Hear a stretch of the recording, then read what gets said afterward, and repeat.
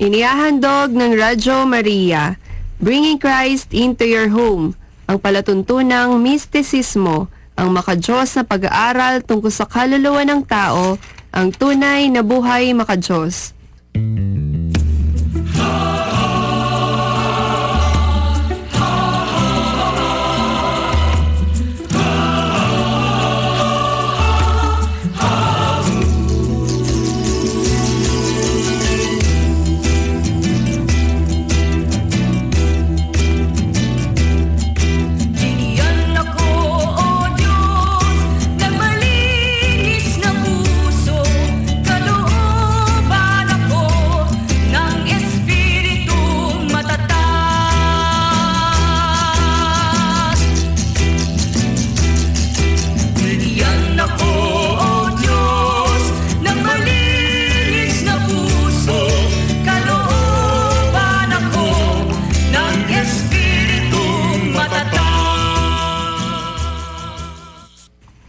Mapayapang pagkikinig po sa inyong lahat, mga minamahal mga taga-subaybay ng Radyo Maria, Bringing Christ into your home. Brother Ronnie Aclo po, sumayin po lahat ang kapayapaan. Napagpalang gabi po muli sa inyo, mga giliw ng tagapakinig ng Radyo Maria. Brother Ronnie po, ABG ng Apong Mama Caloro Shrine, Angeles City. Magandang gabi pong muli sa inyong lahat. Ako po si Sister Marjorie ng San Rafael. Good evening po sa inyong lahat. Ako po si Angela Aclo ng Tabun. Muli po ang pagbati na isang mabiyayang gabi sa inyong lahat, mga minamahal na mga taga-subaybay ng himpilan ng ating mahal na ina. Ang Radyo Maria Philippines, Bring Christ into your home. Linggo na naman po ng gabi at muli namin kayong inaanyahan na kami po ay inyong samahan sa pagtuklas at pag-aaral sa mga positibo at negatibong saloobin ng tao na sumasalamin sa sarili ng bawat isa sa atin sa ating pang-araw-araw na buhay. Dito sa programang ang mistisismo ng ating pananampalatayang Kristiyano-Katoliko, ang tunay na buhay makadiyos. Hangad po ng programa natin ito na makapagdulot sa inyong mga tagapakinig ng Radyo Maria ng mga kaunawaan tungkol sa ating lakas at kahinaan sa harap ng ating dakilang lumikha. Ngunit bago po tayo tuluyang dumako sa ating mga paksa, kayo ay aming inaanyayahan sa pag-aalay ng isang panalangin. In the name of the Father, and of the Son, and of the Holy Spirit. Amen. We thank you, Holy Mother of the Word, for the precious gift of Radyo Maria, which you've put in our hands so that it may bear fruits. Teach us each day, O handmaid of the Lord, to serve with humility and perseverance, with courage and fidelity, responding generously to your heart's desire. O Queen of Radyo Maria, help us become apostles of your love. Amen. In the name of the Father, and of the Son, and of the Holy Spirit. Amen. Maraming salamat, Sister Marjorie, sa ating pong panalangin. At muli po ang paalala ng ating programa, ng mga programa po ng himpilang Radyo Maria ay maaari rin po natin mapakinggan sa mga karating probinsya, sa buong Pilipinas at sa buong mundo sa pamamagitan ng live audio streaming ng Radyo Maria sa www.radyomaria.ph at sa website ng World Family of Radyo Maria sa www.radyomaria.org. Muli po ang papupugay po sa inyo ng mabiyayang gabi sa inyo mga minamahal na mga taga-subaybay ng himpilan po ng ating mahal na ina, ang Radyo Maria. Bringing Christ into your home. Narito naman po muli ang inyo pong mga abang lingkod sa pawid sa panibagong linggo ng gabi na ito na atin pong pagsasamahan po mga minamahal na mga taga-subaybay. At narito po muli ang ating mga makakasama, si Brother Ronnie. Magandang gabi po, Brad. Sister Marjorie at si Angela po, yung ating nakababatang kapatid dito na kasama po natin. At siya po nagsasanay na rin pong maging tagapagpahayag ng pananalita ng ating Panginoong Kristo sa pamamagitan po ng pagbabasa ng banal na kasulatan. At sana po siya ay lagi na po natin makakasama rito para makatulong po natin sa ating pong programa at maging makatulong din po sa inyo sa paghahatid po ng pananalita ng ating Panginoong Kristo. At nawa sa gabi pong ito, mga minamahal na mga taga-subaybay, sa ating pong pagsasama-sama, muli po namin kayo sanang madulutan ng panibagong mga kaunawaan at kaalaman tungkol po sa ating mga sarili, sa ating pong pagsalamin sa mga pangyayari po sa ating buhay na nagiging mga saloobin po natin, ano po, sa ating pong mga sa mga sandali pong ito na tayo po ay magsasama-sama, mapagninilay-nilayan po natin ang mga nangyari sa buong sanlinggo ng ating buhay, ano po, na kung saan nagiging positibo po tayo, magkaminsan naman nagiging negatibo tayo, ano po, pero wag po nating hatulan ng ating mga sarili. Sabi nga po, yan pong pagiging misteryo po ng ating mga sarili, na sa pamamagitan po ng ating mga pagtalakay na ito, ating pong unti-unting nililiwanagan ng ating mga sarili, ano po. Kaya dyan lang po kayo, mga minamahal na mga tagkasubaybay, kasama po ating mga kapatid, kami po ay maghahatid na naman sa inyo ng panibagong paksa. At bago po yan, bigyang pagpupugay po muna natin ang Ebanghelyo para sa araw na ito, ano po, para sa kapakinabangan ng mga kapatid po natin hindi nakadalo ng Santa Misa. Pagbasa sa banal na Ebanghelyo ng ating Panginoong Hesukristo sang-ayon kay San Juan, Kabanata 10, talata 1 hanggang 10. Nawalhati po sa inyo, Panginoon. Ang mabuting pastol. Tunay na tunay kong sinasabi sa inyo na ang sinumang di magdaan sa pintuan sa pagpasok sa kulungan ng mga tupa, kundi umaakyat sa ibang daan, ay magnanakaw at tulisan. Ngunit ang nagdaraan sa pintuan ay ang pastol ng mga tupa.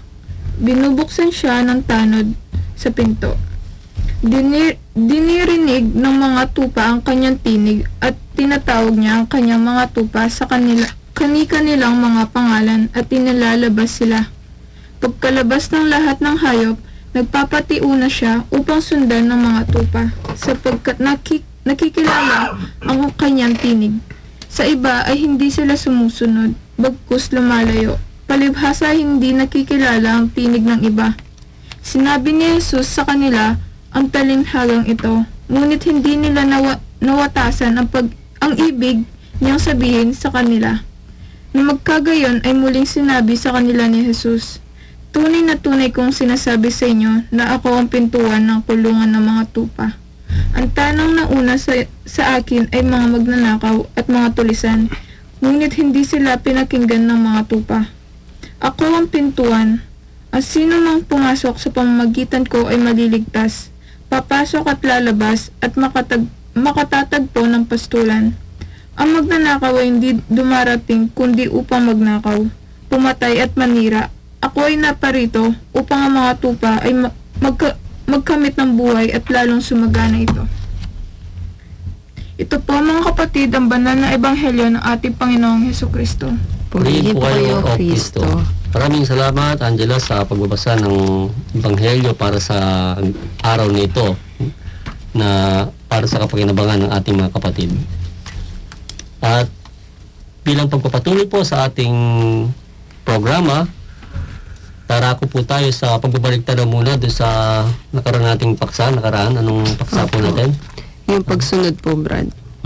Ayun, ito nga po ay nariyan na isang akto ng pagtalima sa anumang ipinag-uutos. So, ang Diyos po ay mayroong 10 utos na kailangan po nating sundin, na kapag tayo po ay hindi sumunod sa mga ito, no, wala yung ating spiritual na pamumuhay, titigas yung ating puso.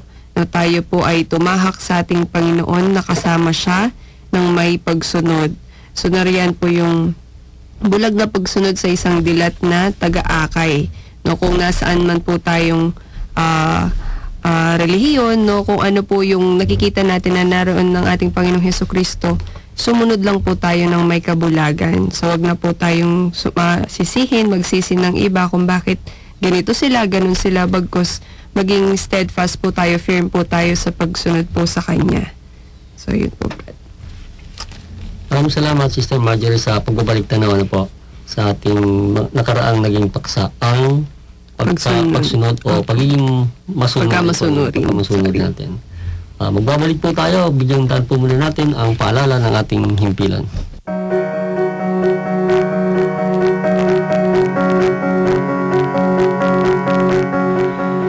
day to everyone. I'm Reverend Father Bernard Corpus. I'm Director of San Jacinto Seminary, a minor seminary of the Archdiocese of Tuguegarao. It is a privilege for me to invite and to talk about Virgin Maria that would allow us to know more about our faith and to spread the good news of our Lord through this medium. We understand that this is a call for all of us baptized Catholics that we are disciples of the Lord. And it is the mandate of our Lord to teach all nations, to baptize all nations, and proclaim the good news to all nations. And one way to disseminate, to spread, to proclaim the good news is through this communication, through mass media, especially in the programs of Radio Maria. I therefore invite all of you to listen and to pray with us and to support, because we need your help to sustain this program. As we know, there are many volunteers of this program who selflessly dedicate and give themselves totally so that the objective of this program may reach to all corners of the earth, all corners of the world. So therefore, I ask you, brothers and sisters, na nanawagan ko sa inyong lahat, na sana tulungan natin ang Radyo Maria. So maraming salamat sa inyong lahat. May God continue to bless all of us, our families, and all our loved ones.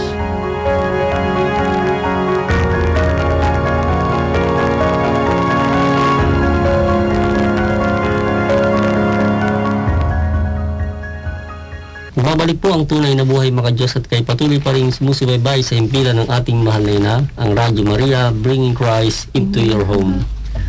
Sa ating pong panibagong pagtatanghal na ito ay darako po tayo sa isang panibagong paksa. Ano po, ang paksa po natin napakaganda po, Brother Robby. Ayo po, maganda po yan. Maganda, napakaganda, no? Opo. Katamaran. Ano po, Balik po nung nakaraang topic yan mga binamalay mga taga-subaybay, ano po, siguro magiging masaya kayo dyan sa paksa po natin. Ito pong saluubin natin na ito, ano po, madalas po nararanasan po natin ito. Huwag po tayong, hindi po natin maaaring, itatwa sa ating mga sarili, ano po. Dumarating po sa atin, mga minamahalay mga taga-subaybay, kung kaya naman, tinatalakay po natin to para makita po natin kung ano ang mga mukha nito. Marami po kasi mukha ito Ito si katamaran, ano po. Hindi lang isang mukha nito. So kaya nga meron po akong tinanong na bata, ano po, 4 na taong gulang. Sabi ko, bakit may taong tamad? Sabi ko sa kanya. Siguro masakit tiyan niya. Diba? Siguro masakit ang tiyan niya. So, nakuha ko naman yung punto ng bata, no? Kumbaga doon, meron siyang pananaw na may katwiran naman, no? Binibigay ng katwiran niyo. Ako masakit ang tiyan, no? Tama rin naman. Kasi isang tao, pagka may masakit, hindi kumikilos yan. Makagagalaw. Oo, tinatamad, no? Gumalaw, ano po. Ano nga po itong ang katamaran? The quality of or state of being lazy, ano? Opo. Ayan. O katamaran. Talagang ngayon, masabi nga po maraming mga dahilan kung bakit tinatamad yung tao. Ikaw, Sister Angela, ano bang minsan yung dahilan bakit tinatamad? Siyempre, sa aming mga teenager, yung cellphone, gadgets. Tinatamad ka na? Siyempre, nakatuon lang yung attention namin sa mga gadgets. Preoccupied with yung mga Facebook, ganyan. Kaya pagka ba inutusan? Opo. Mama, wait, nagpe-Facebook ako. Wala akong marinig, wait lang Opo. Wait lang. Mama, mamaya. Ganun. Saglit lang. Oo. Mga technology po natin ngayon. Sa mga nagiging sagabal, sa pagtalima kagad. Kasi sabi sa pagsunod kasi, yung paksa natin nakaraan, pagsunod, no? kabaliktaran nga. Oo, yung pagsunod, no? Kaya minsan yung pagsunod, hindi natutupad. Hindi natutupad. Kasi minsan tinatamad, Mad, no? opo. O katamaran, no? Yung mga hadlang. Ano ba yung katangian ng isang taong, tamad? Maraming dahilan. Ano pa? Maraming dahilan. Tulad nga na sabi mo, Brad, kanina, yung bata, o bakit? Kasi masakit ang chat, may pagdadahilan. Oo. May tinatamad siya. Pero ang totoo na lang, okay lang, no? Oo. Pero kung Mga dahilan. O, nagdadahilan lang. O, parang, Mas mahirap po yun. nag-emote ba yun? May kasama pang emote yun. Gagano pa, masakit ang tiyan ko. Wow! Actively. Pero kung titignan po natin to, itong katamaran na to, hindi po ito basta-basta, no? Kasi po kabilang po ito sa pitong ketong ng kaluluwa ng tao, 7 capital sins, no? Opo. Yung sloth. Sloth. Yun na nga po. Kaya itong katamaran, ito isang mukha ng ng negatibong espiritu, po. Pero hindi naman po natin kagad sinasapian na po ng masamang espiritu kagad ang Saan mo agad. o baka mausgahan natin yung mga kapwa natin. Hindi naman po, po. Sabi nga po yung mga dahilan kung bakit minsan isang tao tinatamad, po. Minsan Kasi meron naman talagang may reasonable, gaya nga talagang totoo. Halimbawa, halimbawa po, hindi sa aming mga kalalakihan, sa mga kababaihan. Pag tumarating yung buwan ng talagang masama ang pakiramdam yan. Opo. Diba? Dahil masakit Siyempre masakit Buwan para ng sa kanila. dalaw. Hindi sila makagalaw. Kumbaga mabigat yung katawan nila. So, parang tamad-tamad din sila. Kasi naobserbahan ko yan sa misis ko Paano hindi ko malalaman, bro. Pagka meron siyang dumarating buwan na niya, imbis na maglalabas siya, hindi siya makapaglaba. Bakit wala na akong isusuot ka. Tinatamad ako kasi ang sakit ang pusong ko. Bakit ba? Meron ako. Sige, ako na lang maglalaba. Ganun siya. Opo. Tinatawag po natin. Meron talagang dahil. ibig sabihin, nagiging expression lang nila yung tinatamad ako. Pero meron naman talaga. May dahilan Inside, lang. yes po. Oo. Pero siguro wala akong gadang gumalaw, no? Pero tinatamad. Hindi naman porke tinatamad, negatibo kagad ang dating. Opo. Di ba? Ganun siya Pero minsan, ako sa sarili ko, minsan, aminin ko minsan, talagang dumarating yung talagang tamad na tamad ako na halos ayokong bumangon Gusto ko matulog. Sabi ka niya doon, wala sa kondisyon. Wala sa kondisyon yung physical mo, kumbaga. Kaya yung sinasabing tamad, Sobrang tamad. Brad. yung tamad, yung talagang pasasabi isang tao tamad, pag yung pwede naman yung gawin, Hindi niya ginagawa. hindi niya ginagawa. Oo. Meron siyang inaasahan. Oo. Inaasa pa sa iba. Yun yung talagang sentro, yung Thought katamaran talaga yon, no? Kaya nga, Brad, yung karakter nga ni Juan Tamad, di ba? Hihintay niya bumagsak yung bayabas, samantalang pwede naman niyang abutin. Nagtatamad siya. Di ba? Opo. Di ba ganun yun? Kaya nga doon nga doon sa sulat ni Propeta Sirach sa Kabanata 22, talata 1-2, sabi niya ron, ang tamad ay nahahalin tulad sa isang batong nasa putik. Nililibak siya ng paismid ng lahat dahil sa kanyang kasawi ang palad. Nahahalin tulad ang tamad sa isang buntong dumi. Sino mang nakakahipo sa kanya ay nagpapahid ng mga kamay. O yun po yun, Malalim ang napakalalim nga. Malalim, Brad. Ade, Romy, pakisisid mo nga yung sinasabi niya. Pakisisid nga yung putik. Parang abot ng aking pag-unawa. Masyadong matalinhaga yung mga salita. Nahalin tulad daw sa isang batong nasa putik, yung taong tamad. Talinhaga. Opo. Hindi ko, hukot ba? Tawag dyan, mga ganyan. Hindi naman Nasa putik yung bato nasa putik, yung buti nasa kalsada lang. Nasa putik pa wala nang dadampot sa'yo, di ba? Opo. Siyempre. Kasi kung bato ka, isang bato, kung yan nakalantad, pwede pang pakinabangan niya, pang bato. Pang bato. Pero yung nasa putik na.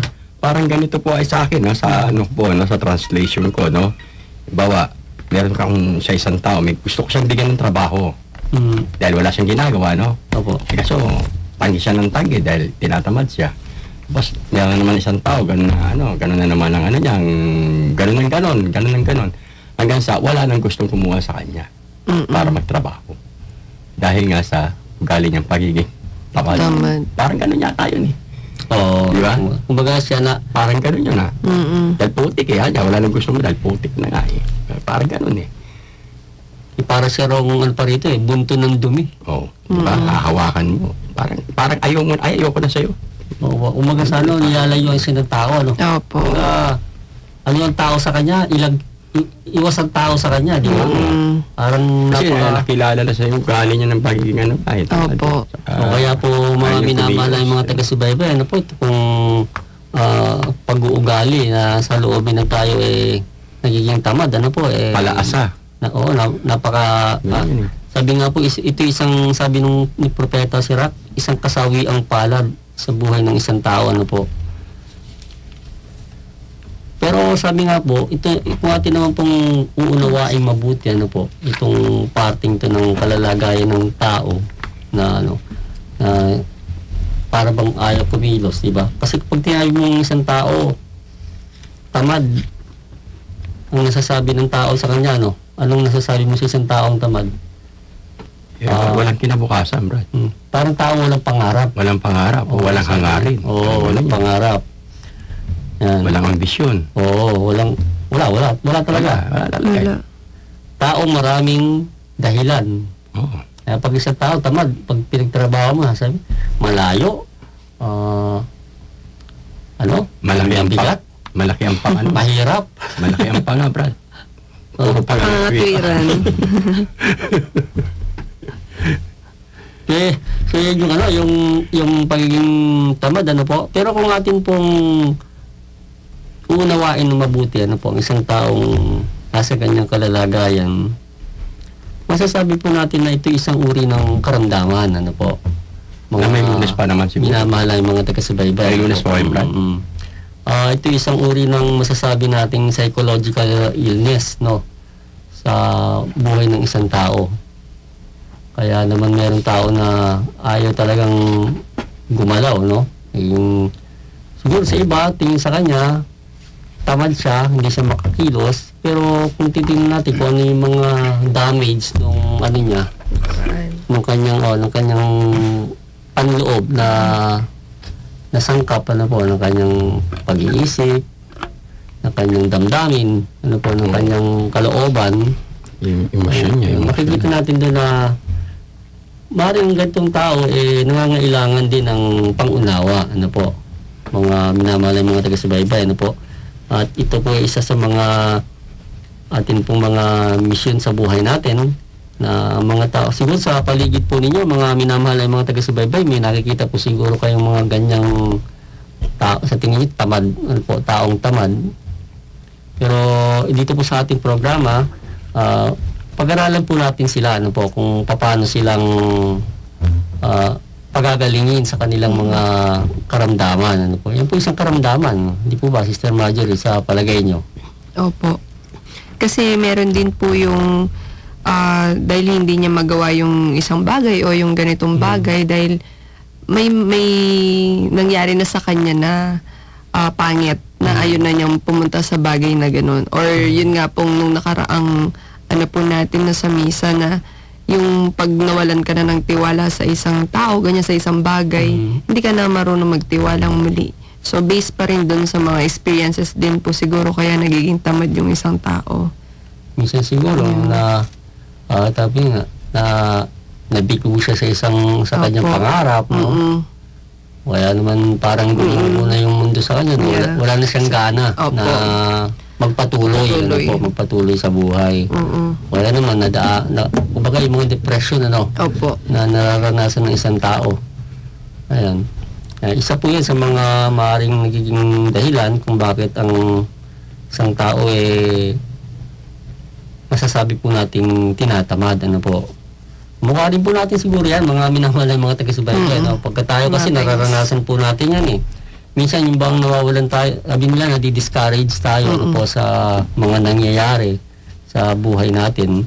Kaya pag minsan, pag dumating uli yung ganung pagkakataon, parang ayaw na nating sumpungan, harapin kasi nadala tayo, parang nadadala tayo sa mga nagiging sitwasyon. Minsan kasi may mga pangyayari kasi sa buhay natin na siyang nagiging dahilan kung bakit tayo nai-stagnant na tayo. Kumbaga sa tubig, no? Nagiging stagnant water na tayo. Hindi tayo makapagpatuloy. Kaya pamamahayan po tayo ng lamok niyan, mga minamalayang mga taga-subaybay, ano po. Kaya kung ano man po yung sabi nga po nararanasan natin na parang ayaw na nating gumalaw, ay huwag po tayong patalo sa ganyang uri ng ating mga nararamdaman, ano po. Huwag tayong tamarin na magpatuloy sa buhay, ano po. At kung meron man po tayo nakikitang kapwa natin na sa tingin po natin inaalipin ng katamaran, ano po, unawain po natin siya sa pamamagitan ng sabi nga po maayos na pamamaraan. O, kausapin po natin, no, alamin natin kung anong problema niya, alamin natin kung paano gusto niya na makapagpatuloy siya sa buhay niya. Kadalasan kasi itong mga ganitong tao nangangailangan lang ng kausap Opo. No, encouragement po yung mga ganun. Yung pakikipag-usap, yung pong dapat nating gawin sa ganitong mga tao, ano po, para sila kasi sa kwentuhan, yung kanilang mga sarili makikita nila, no? Maunawaan nila kung ano yung pakay natin na sila ating kinakausap. Kaya sa buhay natin na ito, yung pagiging tinatamad tayo, yan po hindi po naiaalis sa atin po. Kaya ako nga po may kwento rin ako sa sarili ko, ano po, nung mga nakaraang mahal na araw. Di ba merong grotto rito sa may Bamban, ano? Opo. Romy. Ako matagal na ako papunta-punta ron pero hindi ako umaakyat.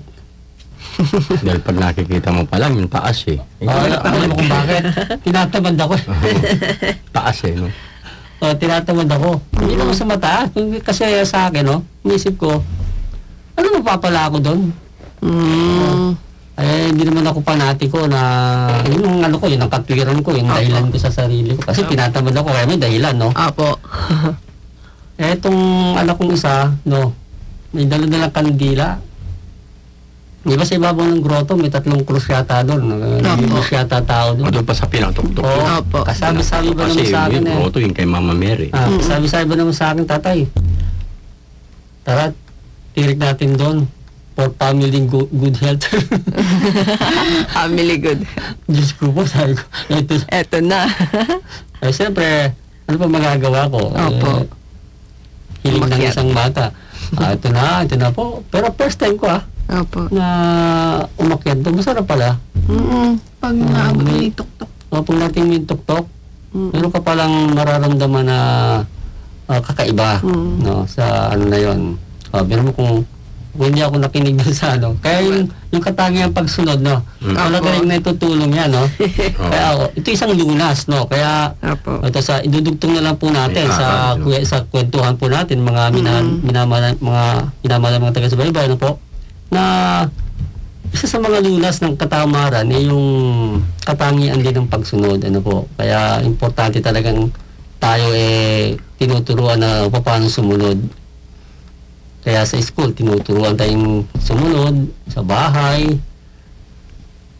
saka sa pananampalataya natin, ano po. Ayan. Kaya yung aral ng katamaran, sa ngalan ng pagsunod, pwede po natin itong gamutin, ano po.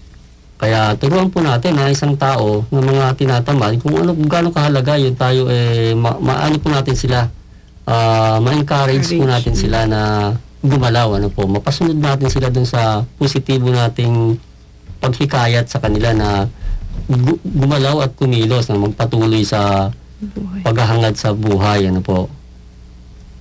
Meron po tayong pagbibahagi ng mga kapatid natin. Apo, bro. Galing po kay Brother Jimmy, katamaran, ang mga taong suwail at di sumusunod sa mga magulang ay yaong mga tinatawag na tamad.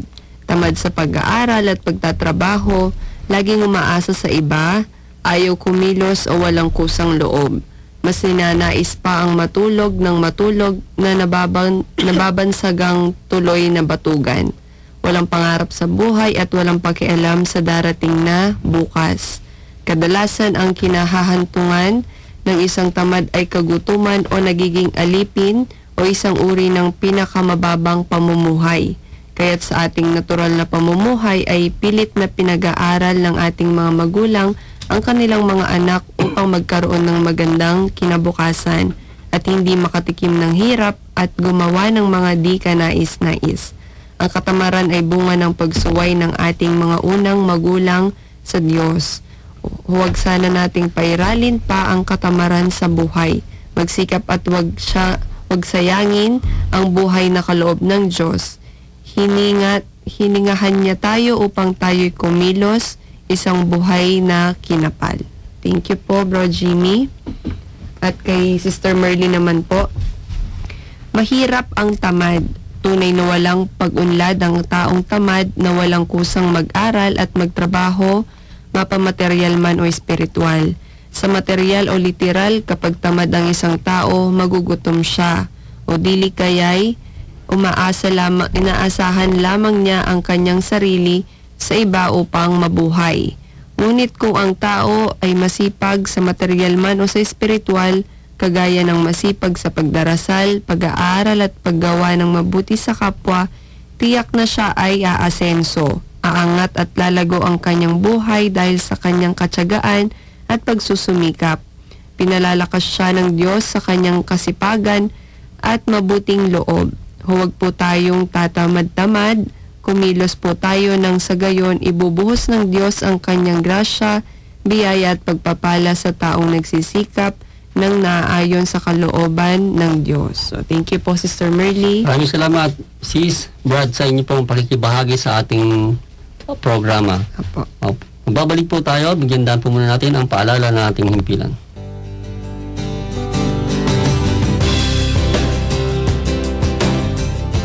Ang pagpapala ng Diyos naway laging sumainyo. Ito po si Father Raymond Cruz, ang direktor ng Radyo Maria. Ang atin pong himpilan ay isa sa maraming mga istasyon ng Radyo Maria sa buong mundo na nakikiisa sa paglilingkod ng simbahang Katolika sa misyon na dalhin ang salita at kaligtasan ng Diyos sa lahat ng tao. Ang Radyo Maria ay isa pong non-commercial and non-profit radio station na umaasa lamang sa kabutihang dulot at bigay ng ating mga tagapakinig at tagapagtangkilik. Dahil po sa kanilang mabubuting mga puso ay patuloy po na nasa ere ang Radyo Maria na napakikinggan sa 99.7 FM Tarlac, 101.5 FM Cagayan at 102.1 FM Isabela. At sa buong mundo sa ating website sa www.radyomaria.ph. Ang atin pong himpilan ay umiiral sa pagsasabuhay ng karismang bigay ng Espiritu Santo. Ito ay lubhang pag-asa sa probidensya ng Diyos at pagbubuluntaryo ng mga mananampalatayang buhay ang kanilang pananampalataya. Kaya inaanyayahan po ang lahat na makibahagi sa misyon ng Radyo Maria na buhayin si Kristo sa diwa at kamalayan ng bawat tahanang nararating nito sa pamamagitan ng pagdarasal at pag-aalay ng sakripisyo para sa intensyon at misyon ng radyo, pagboboluntaryo ng ating mga kakayahan at talento, at sa pag-aalay ng ating mga pinansyal na tulong upang masustentuhan ang operasyon ng ating himpilan. Ang radyo ay umaasa po sa kamay ng Diyos na nasa sa inyo. Makipag-ugnayan po kayo sa ating himpilan sa pamamagitan ng pagtawag sa mga numerong 982-1514 at 982-1789. Ang local area code ay 045. Mag-email sa info.phi@radyomaria.org. Bisitahin ang ating Facebook page at website o personal na puntahan ang ating istasyon sa Sunrise Subdivision, Maliwalo, Tarlac City. Maraming salamat po sa inyong lahat at ugaliing makinig sa Radyo Maria, bringing Christ into your home.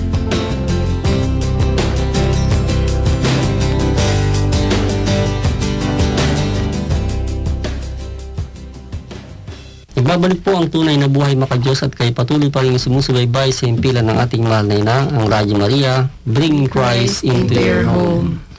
Sa ating pong pagpapatuloy, ating nga pong silipin yung Ebanghelyo, Brother Romy, ang binasa ngayong araw na to, kanina sa ating inang simbahan.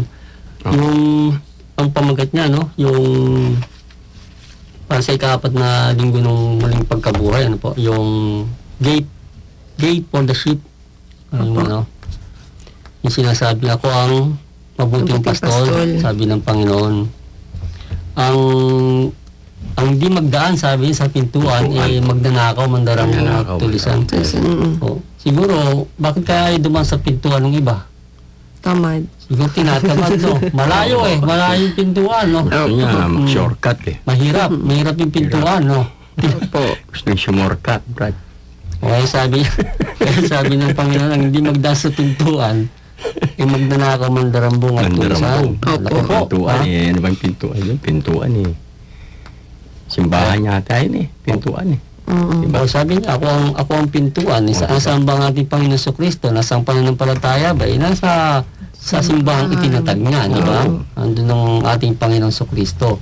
Kaya naman, hindi shortcut ang kailangan, Kaya dadaan ka rin sa pintuan Sa pintuan ng simbahan, Brad At yun yung pintuan na yan ng sinasabi ng ating Panginoon, ay yan po yung larawan ng sakramento ng ating inang simbahan. Mga minamalay, mga taga-subaybay, dumadako po tayo sa atin pong pinakaubod po ng ating paksa, ang espiritualidad dito, tungkol po sa katamaran, kung sa material nating buhay, sa pang-araw-araw nating buhay, umiiral po yan. Sa buhay natin naman dapat na tayo kumilos para sa buhay na walang hanggan, ito naman po yan, mga minamahal na yung mga taga-subaybay. Kaya binabanggit po natin kanina, yung binasa po ng Ebanghelyo para sa araw na to, na binabanggit po na mayroong mga tao na hindi dumadaan talaga sa pintuan. Kung ang ating Panginoon Kristo ay isang pintuan, saan po yan? Papasok sa isang pananampalataya, nararapat pong sa kanya tayo dumaan. At sa ating pong inang simbahan, sa ating pong pananampalatayang Kristiyano Katoliko, ating pong mailalarawan ng ating Panginoon sa kapanahunan po natin ngayon, sa piling natin, sa pamamagitan po ng sakramento. Lalo't higit po sa sakramento ng kumpisal. At lahat higit sa komunyon. Komunyon dahil binabahagi po ang paghahati ng tinapay at yung katawan ng ating Panginoon sa Kristo ang siyang ating tinatanggap doon. At kaya lang, sabi nga po, yung pintuan na yan, kaya ayaw nila kasi makipot. Yun nga po sinasabi yun dahil merong kumpisalan at ayaw ng mga tao yun, ng ibang tao, di ba? Yung mangumpisal. Sabi, ba't ka pa mangumpisal sa tao rin yan? Tao rin yan, sa pare. Tao rin yan. Kaya tuloy, hindi na sila makapasok, samantalang sa kaparaanan ng ating Panginoong Kristo, sinabi niya doon sa binasa natin nakaraan, sa kanyang pagbibiling kay San Pedro na ibibigay niya ang susi ng kaharian ng langit at di mananaig sa kanyang pintuan ng impyerno. Ang sino mang kalagan mo rito sa lupa ay kakalagan sa langit at ang sino mang talian ay tatalian din sa langit. So yung pagkakalag, yun po yung kumpisal. Na ito'y inilagay sa otoridad ng ating inang simbahan na ang nagpapatupad ay mga tagapagmana ni Pedro. Yan nga po ang ating mga kaparian, mga kapatid na kaparian, na tumalikod sa kanilang buhay na pagkakataon na sila mamuhay sana rin ang katulad ng pangkaraniwang tao, subalit dala ng pagtugon sa panawagan ng bukasyon, itong ating mga kapatid na mga kaparian, mga minamahal nating mga kapatid na pari, niyaka po ang isang buhay na sabi nga po, taliwas sa takbo ng mundo. Kaya hindi po napakadaling buhay, mga minamahal na mga taga-subaybay. Kaya huwag po nating masyadong pakinggan ng mga naninira sa ating mga kapatid na pari, na sila raw, keso ganyan-ganyan. Wala po tayong mapapalado kung pakikinggan po natin sila, sapagkat pare-pareho lang naman po tayong tao, ano po. Ang kaibahan lang po, tayo po ay merong mga kanya-kanyang tungkulin na iniata sa atin ng ating Panginoon na dapat nating gawin, na hindi natin kinakatamaran, ano po. O meron nga pong tayong mga mahilig lang po tayong manghusga, ano po. Pero tamad naman po tayo sa ating pananampalataya. Ano, mga minamahal mga taga-subaybay, meron po mga kapatid tayong ganyan lang po ang pananaw sa buhay. Sabi nga po, ayaw nang pumasok. Ayaw pa Ayaw pa magpapasok. magpapasok kasi nahinira pa. Yung isang tao gusto mangumpisal, sasabihin, huwag ka na mangumpisal, tao din lang yan eh. Ayaw na niyang pumasok. Ano po? Nagdi-discourage Nagdi-discourage pa siya ng iba, ayaw pong magpapasok. Ano po? So, kaya po sa atin pong patuloy na paglalakbay sa buhay na ito, na tayo po nagtataglay ng pananampalataya, mga minamalay mga taga-subaybay, lalo higit po tayo, na ang bawat tao sa harap ng Diyos ay may kanya-kanya pong obligasyon tayo. Hindi po tayo narito at binigyan ng hininga, ganun na lang po, ano po? Tayo ay sa pagising pa lang po natin sa umaga, binigyan tayo ng hininga ng Diyos, binigyan tayo ng grasya, para ito ay gamitin natin para sa Kanya at maging karapat-dapat tayo sa Kanya. Unang-una na po, sa atin po sa sakramento lang po ng binyag, ano po, binigay na po sa atin yung anong mga talento yan, pagiging hari, propeta, at pagiging pare, ano po, mga karapatan natin na ibinigay sa atin. Na dapat nating ipangalakal o dapat nating palaguin sa ating buhay. Hindi po para ilagay lang po natin sa isang tabi. Kaya kung atin pong bubuksan, yung atin pong kabuuan, ng atin pong pagtalakay dito tungkol po sa katamaran, ano po, mababasa po natin yung ebanghelyo ng ating Panginoon tungkol po sa talinhaga niya dun sa binigyan niya ng mga talento. Yan. Meron siyang binigyan ng talento na ang una, bigyan ng talento ng batay sa kani-kanilang kakayahan. Yan. Yung pinakahuli, ano po, na binigyan niya ng isang talento, dumating din ang nakatanggap ng isang talento at nagsabi, Panginoon, nakikilala ko na ikaw isang taong mahigpit. Sabi niya, gumagapas ka sa hindi mo hinasikan at nag-aaning sa hindi mo tinamnan. Kaya dahil sa takot, ako yumaon upang itago ang iyong talento sa lupa. Narito ang iyo. Ngunit sinagot siya ng Panginoon, utusang masama at tamad. Nalalaman mong ako'y gumagapas sa hindi ko hinasikan at nag-aani sa hindi ko tinamnan. Di sana'y pinautang mo ang aking salapi sa mga bangkero upang sa aking pagbalik ay matanggap ko sanang may tubo ang aking salapi. Kaya kunin ninyo sa kanya ang talento at ibigay sa mga may 10 talento, sapagkat ang sino mang mayroon ay bibigyan pa upang lalong sumagana, na tapat ang wala ay aalisan pa ng nasa kanya. Kaya ang utosang walang kabuluhan ay itapon ninyo sa kadiliman sa labas. Doon magkakaroon ng pagtangis at pagngangalit ng mga ngipin. So yun po yun, mga minamahal na mga taga-subaybay, ano po, napakalaking disgrasya po ang aabutin natin sa atin pong pagtatamad-tamaran, ano po, dito po sa atin pong buhay sa ibabaw ng mundo. Binabanggit po natin dito ang atin pong malaking responsibilidad sa ating sarili, sa ating pong pananampalataya at pag-ugnayan sa Diyos. Na kung ating pong katatamaran, narinig po ninyong binasa po natin, ano po, sabihin sa ating utosang masama at tamad. At tayo po ay tatapon doon sa labas na kadiliman. Alam na po natin yan, ano po, kung di man impyerno yan, purgatorio po, ano po natin pong pagdadalhan. Ayon po sa katuruan ng ating inang simbahan. So yan po yan, maging masipag po tayo. Huwag lamang po sa mga bagay na wala namang kabuluhan, ano po. Hindi maging masipag po tayo sa buhay na walang hanggan.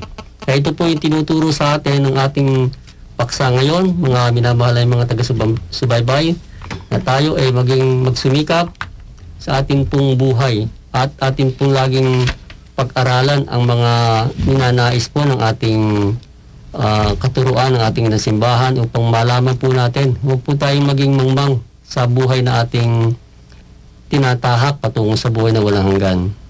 Hindi po ito isang biro-biro na pati lamang po ng ating buhay. Ito po ay seryoso na dapat nating harapin. Kaya nga po makita po natin yung ating mga kaparian, mga kapatid na pari, sila po isang simbolo ng katotohanan ng buhay natin na tayo ay dapat na harapin.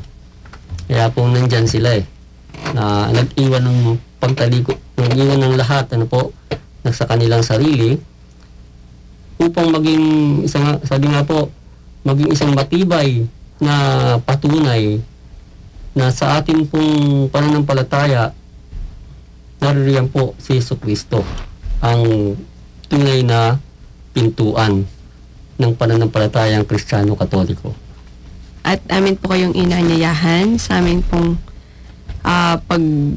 isa pang pong gospel pabaon namin para sa kinabukasan.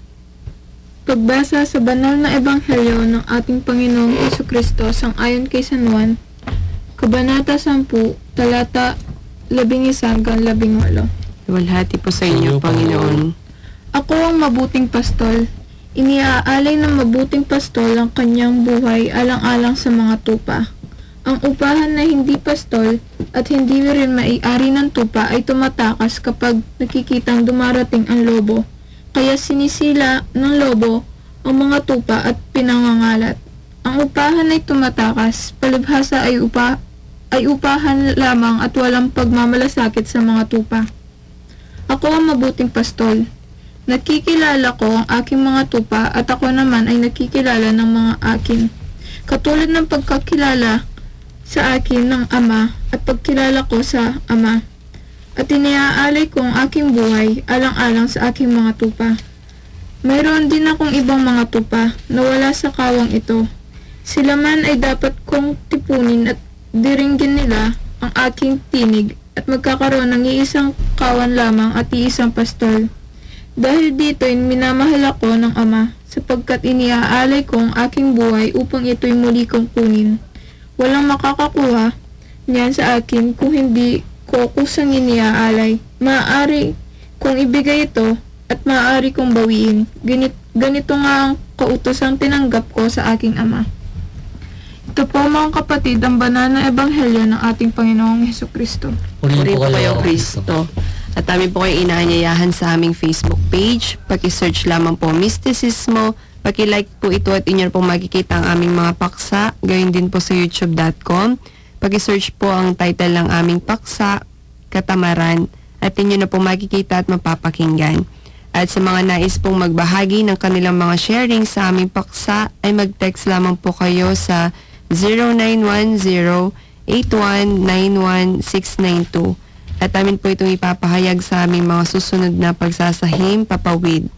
Ngayon din po para po sa aktibidad ng ating Radyo Maria para sa taong 2017, ang marathon po na kung saan ay mabibigay po tayo at nangangailangan po ang Radyo Maria ng tulong para po sa pagbubukas ng isang himpilan sa Middle East po para po sa mga kapatid nating Kristiyano-Katoliko sa bansang Iraq.